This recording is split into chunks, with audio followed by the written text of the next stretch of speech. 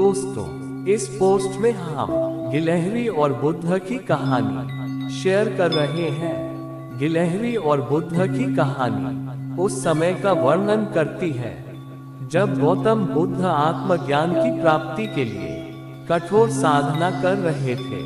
उनमें भी निराशा का संचार होने लगा था। ऐसे में उन्होंने कैसे एक गिलहरी से सीख ली और लक्ष्य प्राप्ति में जुट गए। भगवान बुद्ध अपना परिवार, सगे संबंधी, सुख सुविधाएं त्याग कर आत्मज्ञान की खोज में भटक रहे थे। उनके मस्तिष्क में विचारों की आंधियां आती, प्रश्न उमड़ते और वे उनका समाधान प्राप्त करने प्रयत्नशील रहते। वे आत्मज्ञान की प्राप्ति के लिए कई स्थानों का भ्रमण कर रहे थे, कठोर जीवन शैली का पालन कर रहे थे, कई कष्ट सहते हुए कठोर तप कर रहे थे, किंतु फिर भी आत्मज्ञान से वंचित थे। एक दिन एक वृक्ष के तले आसन जमाए वे गहन विचारों में लीन थे। धन, माया, मोह, संसार की समस्त सुख सुविधाओं के त्याग के बाद भी आत्मज्ञान प्राप्त न होने के कारण उनके हृदय में निराशा का संचार होने लगा था। निराशवश वे सोचने लगे कि प्रयासों में मैंने कोई कमी न की, इस पर भी मुझे सफलता प्राप्त न हुई। क्या मुझे आत्मज्ञान प्राप्त न हो सकेगा? उदास मन से वे अपने मस्तिष्क में उठ रहे इन प्रश्नों में उलझे हुए थे कि उन्हें प्यास लग आई। वे अपने आसन से उठे और पानी पीने सरोवर की ओर चल पड़े। वहां उन्होंने देखा कि एक छोटी सी गिलहरी मुंह में फल दबाए सरोवर के किनारे आई।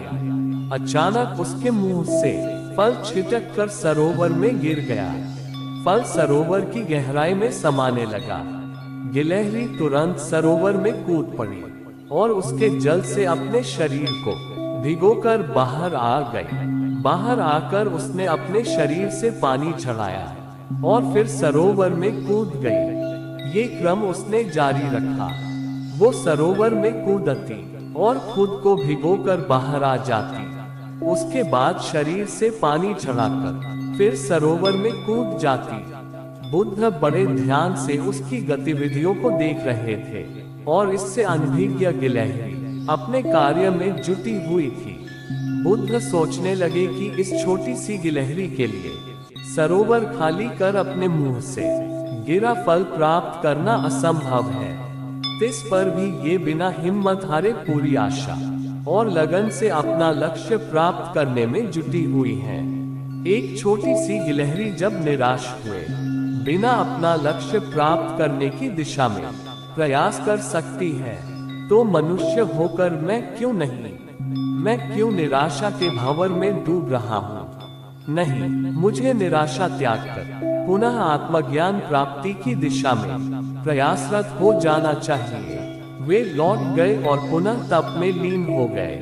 एक छोटी सी गिलहरी से सीख लेकर वे आत्मज्ञान प्राप्ति में जुट गए। एक दिन उन्हें आत्मज्ञान प्राप्त हो गया और वे बुद्ध कहलाए। कहानी से सीख। दोस्तों, लक्ष्य कितना ही कठिन क्यों न हो, लक्ष्य प्राप्ति के मार्ग में कितनी ही बाधाएं क्यों न आ जाए, आप खुद को निराशा के भंवर में फंसा हुआ क्यों न पाए, हिम्मत हारे बिना अनवरत प्रयास करते रहे, सफलता अवश्य प्राप्त होगी। दोस्तों, आपको गिलहरी और बुद्ध की कहानी कैसी लगी? आप अपने कमेंट्स के द्वारा हमें अवश्य बताएं। गिलहरी और बुद्ध की कहानी पसंद आने पर लाइक और शेयर करें। ऐसी ही अन्य कहानी पढ़ने के लिए हमें सब्सक्राइब कर लें। धन्यवाद।